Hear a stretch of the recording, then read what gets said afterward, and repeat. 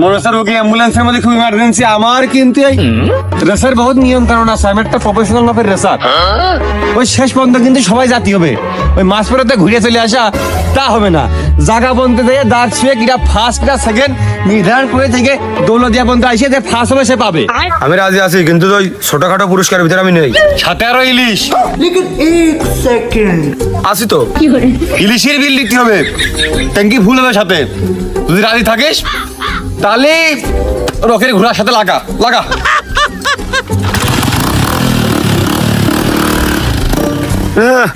ওরে আওয়াজ দিলে আগে উঠা যায় না রে। কত কত ওটা কত সিসি? ये क्या है?